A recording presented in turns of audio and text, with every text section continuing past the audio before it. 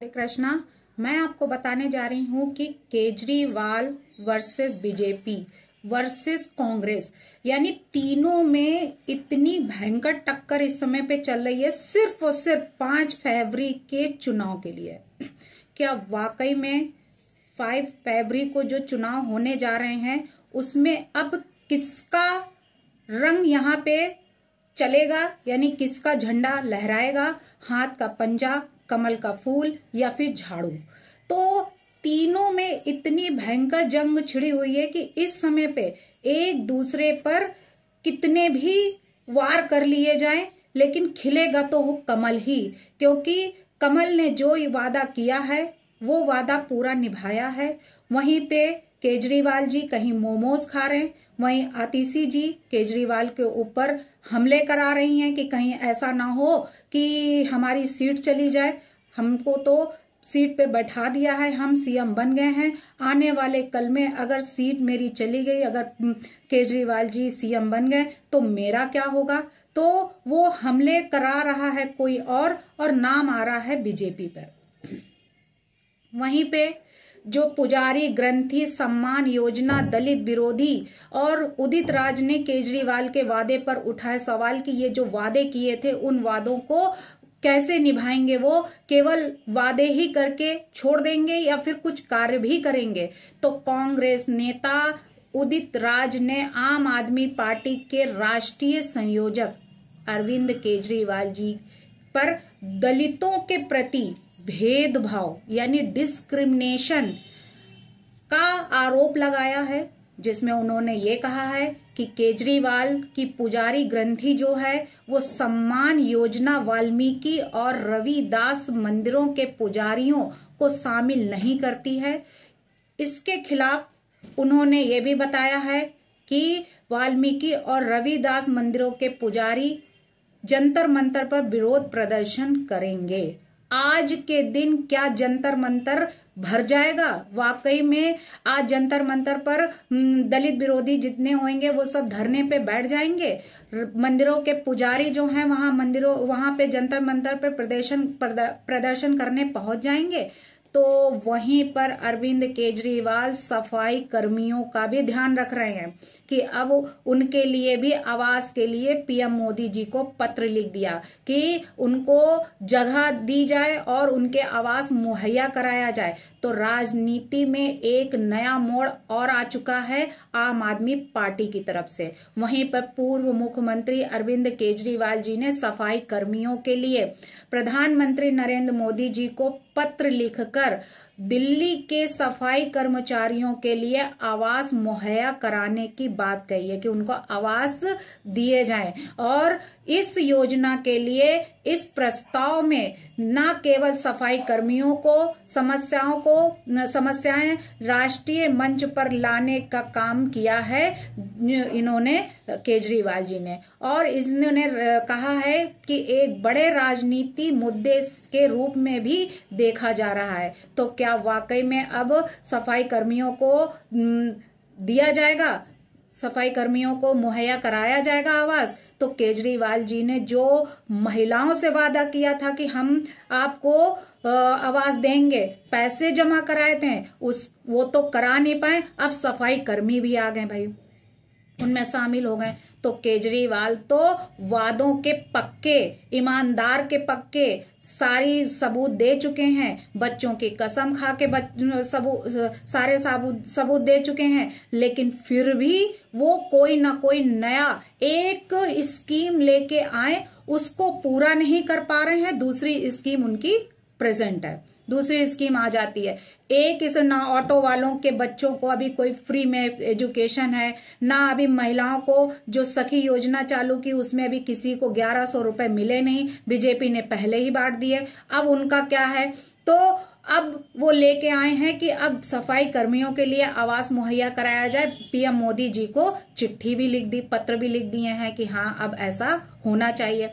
तो तो केजरीवाल आखिरकार अपनी योजनाएं जो लेके आ रहे हैं, एक योजना तो पूरी कर लें, ये 10 योजना लाने से कोई फायदा नहीं है। यानी कि कम से कम दिल्ली के जनता को पता तो लगे कि वाकई में केजरीवाल जी जो वादे कर रहे हैं उनको पूरा कर रहे हैं, जो स्कीम लेके आए हैं उसका बेनिफिट दिल्ली के लोगों को हो रहा है, या फिर हवा में ही बात कर रहे हैं केजरीवाल जी। तो अब केवल ईमानदारी का जो ठप्पा खुद लगा के रखे हुए हैं, तो उस ईमानदारी को करके दिखाएं, उस ईमानदारी को जो है साबित करके दिखाएं कि वाकई में जो वादे उन्होंने किए हैं वो पूरे भी कर रहे हैं। तो केजरीवाल जी ने जो मांग की है सफाई कर्मियों के लिए, दिल्ली यानी चुनाव 2025 में केजरीवाल ने पीएम मोदी को जो चिट्ठी लिखी सफाई कर्मियों की समस्याओं को लेकर, उन्होंने जो बातें बताई हैं कि इनकी मांग जो है उसको पूरा किया जाए, उनकी जो समस्याएं हैं यानी कि उनके लिए कोई व्यवस्थाएं कोई करके नहीं रखता है, उनको हमने देखा सुबह झाड़ू लगाते हुए, उसके बाद घर जाते उनके रहने का ठिकाना, इसलिए उनको घर मुहैया कराया जाए, ये बात कही। वहीं पर आतिशी जी भी इस समय इतना भड़की हुई हैं कि केजरीवाल पर हमले करा रही है बीजेपी सरकार। तो दिल्ली में हार से डरी हुई है बीजेपी, ये बात आतिशी जी ने कही है और केजरीवाल पर हमले पे हमले करवाए जा रहे हैं। सीएम आतिशी के इस दावे से अब सियासत में ऐसी गर्मा गर्मी छाई हुई है कि क्या वाकई में ये कुछ नया खेल खेलने जा रहे हैं या फिर इनकी फिर कोई नई नाटक यानी कि नया कुछ नाटक है। तो इस बात पे, क्योंकि आम आदमी पार्टी की सरकार नाटक करने में पीछे नहीं हटती, इनके सारे जितने भी ऊपर से नीचे तक टीम में हैं वो सब एक नंबर 1 के नाटकबाज हैं, यानी कि नाटक करने में सबसे अव्वल नंबर पर हैं। तो वहीं पर इनकी जो आपदाएं हैं वो आपदा खुद में खूब बने हुए हैं कि किस समय इनके ही मोहल्ले पड़ोस में और इनके ही घर में कब वो आपदा आ जाए, कब भूकंप आ जाए और कब इनके ही विधायक इन्हीं के ऊपर बरसने लगे। जिस तरीके से स्वाति मालीवाल के ऊपर इतना अत्याचार हुआ, इतना उन्होंने बताया सच्चाइयां कि क्या हैं केजरीवाल जी, लोगों को तब पता लगा कि हाँ वाकई में आम आदमी पार्टी कितनी सच्ची है, आम आदमी पार्टी कितनी ईमानदार है, आम आदमी पार्टी कितना लोगों का ख्याल रखती है, आम आदमी पार्टी दिल्ली के लोगों को कितना जो है सताती है और कितना फ्री में बांटती है। तो ये सब उन्हीं के सांसद विधायकों से ही लोगों को पता लगी, उनकी अंदर की बातें। तो ये वाकई में एक आपदा है, किस समय पे कहाँ ये फूटेंगे, किस समय पे कहाँ ये इनकी आपदा जो है लोगों को परेशान करेगी, हानि पहुंचाएगी। तो ये सारी चीजें ध्यान में रखते हुए आतिशी जी ने ये कह दिया कि बीजेपी हमला करा रही है केजरीवाल जी पर। केजरीवाल तो खुद एक आपदा है, केजरीवाल पर कौन हमला करा सकता है। तो दिल्ली विधानसभा चुनाव 2025 में जो अभी होने जा रहे हैं 5 फरवरी में, वहीं उसी के बीच आप बीजेपी पर केजरीवाल के ऊपर कुछ लोगों ने से हमला करवाने का आरोप लगा रही है। वहीं बीजेपी केजरीवाल पर युवकों के ऊपर सवाल पूछने पर कार से कुचलने का आरोप लगा रही है कि बच्चे थे वो कुछ क्वेश्चंस कर रहे थे, उस पर कार में ड्राइवर ने पहले स्टार्ट की, उसके बाद में स्टार्ट करने के बाद फिर से ब्रेक लगाई, ब्रेक लगाने के बाद केजरीवाल के इशारे पर उनके ऊपर गाड़ी चढ़ाई गई। इसको लेकर राजनीति में ऐसी गर्मा गर्मी छाई हुई है कि वाकई में आतिशी जी केजरीवाल की तरफ से इतना जो बातें कर रही हैं, इतना बोल रही हैं कि हाँ उनके ऊपर हमला बीजेपी करा रही है। तो अभी जो उससे पहले हमले हुए केजरीवाल के ऊपर कि किसी ने काली पोत दी, किसी ने थप्पड़ मार दिया, किसी ने जूता फेंक दिया, किसी ने चप्पल फेंक दिया, तब बीजेपी का क्या था, बीजेपी तब इतना तो कुछ बीजेपी का था ही नहीं दिल्ली में। केजरीवाल तो कई बार केजरीवाल के साथ हादसा हुआ, तो क्या केवल बीजेपी ही कर सकती है? कोई दूसरी पार्टी क्या बीजेपी केजरीवाल पर हमला नहीं कर सकती? क्या आम जनता जो लजाई सताई हुई है, क्या वो हमला नहीं बोल सकती? क्या वो अपना गुस्सा नहीं निकाल सकती कि उनके यहाँ का ही सीएम इतने वादे करने के बाद में उस वादे को पूरा ही नहीं कर पाता है और केवल वादे ही कर लेता है? तो अब दिल्ली विधानसभा चुनाव 2025 यानी कि पूर्व मुख्यमंत्री केजरीवाल को लेकर राजनीति में जो गर्मा गर्मी छाई हुई है, उसकी तरफ से एक तरफ जहां आप कह रही है कि केजरीवाल की कार पर हमला किया गया, वहीं दूसरी तरफ बीजेपी ने कहा कि उसको कुचला गया। इन सबको लेकर जो वीडियो भी जारी की गई हैं कि हाँ वाकई में उनके ऊपर इस तरीके से हमले किए गए हैं। तो क्या आतिशी जी ने जो कहा है,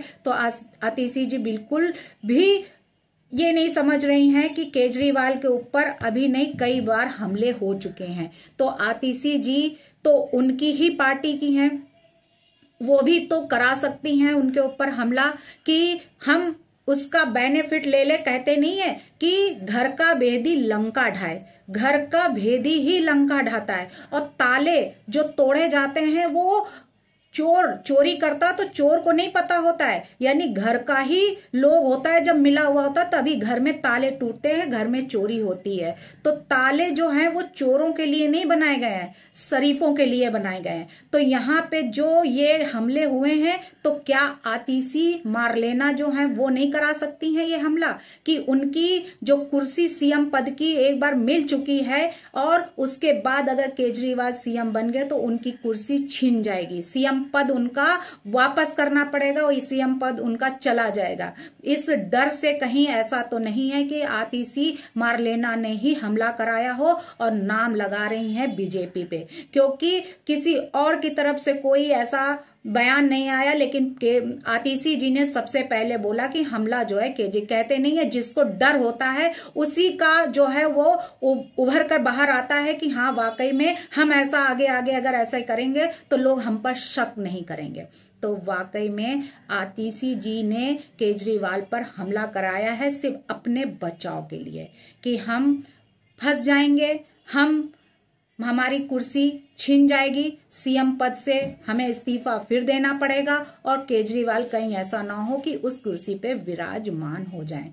तो इसलिए अब हम उस कुर्सी को कैसे छोड़ें, किस तरीके से वो कुर्सी हमारे पास बनी रहे, इसलिए केजरीवाल को ही रास्ते से हटा दिया। यानी कहते नहीं है जिसकी लाठी उसकी भैंस, तो अब उसी की मतलब लाठी, यानी जो उन्होंने पर पैतरा आतिशी या अपनी ही पार्टी के साथ में खेला है, आज वही पर पैतरा जो है वो उनकी पार्टी की आतिशी मारलेना खेल रही हैं उनके साथ। तो वाकई में कहते नहीं है जैसा कर्म करोगे वैसा फल आपको जरूर मिलेगा, जैसा फल आप उगाओगे वैसा ही फल आपको चखने को मिलेगा। मीठे फल का पेड़ लगाओगे तो मीठे फल मिलेंगे, कड़वा पेड़ लगाओगे तो कड़वे फल मिलेंगे।